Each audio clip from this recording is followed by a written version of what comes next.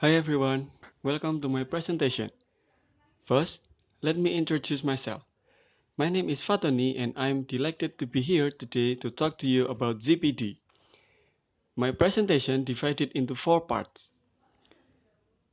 The first is the definition of ZPD. Next is the importance of ZPD. The third, the progress of ZPD.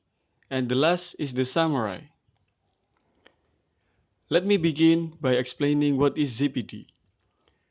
This concept was developed by Soviet psychologist and social constructivist Lev Vygotsky.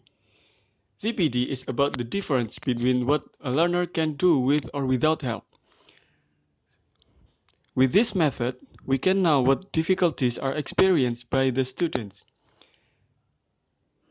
Vygotsky argued that a child gets involved in a dialogue with a knowledgeable other, such as a peer or an adult, and gradually, through social interaction and sense-making, develops the ability to solve problems independently and do certain tasks without help. So, to evolve the learner's abilities, teachers can give guidance to help the students to solve their problems, so they can learn how it works. Now we're moving to the next section. Teaching in the proximal development zone is necessary because children are faced with materials that are either too difficult and frustrated or too simple and lose interest too many times. In either case, there is no real learning going on. Teaching in the proximal development zone means that the teacher, also a parent is a teacher, introduce content that is only challenging enough to make it interesting, engaging, and needs only the teacher or parents to offer a little bit of nudge. We can use scaffolding. Scaffolding is a key component of instruction in the proximal development region. A teacher or parents, peer, etc. help the learners while he or she is learning something new, just as scaffolding would support a building as it's being built.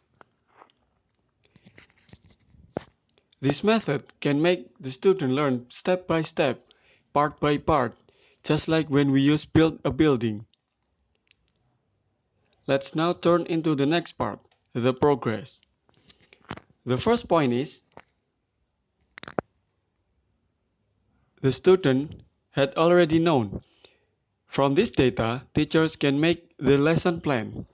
The second point is, the new material that given to the student. If the skill is too difficult for the student, teacher can do guidance to help them. The last point is connecting the new material with the previous material so they can implement their new knowledge to the daily life. That brings me to the end of my presentation. ZPD is a method for developing learners' abilities through social interaction. The material that is given by the teachers must not too easy, but also not too hard. When the students get difficulties in learning, the teachers can give guidance to help them. That's all I have to say about. Thank you for your attention.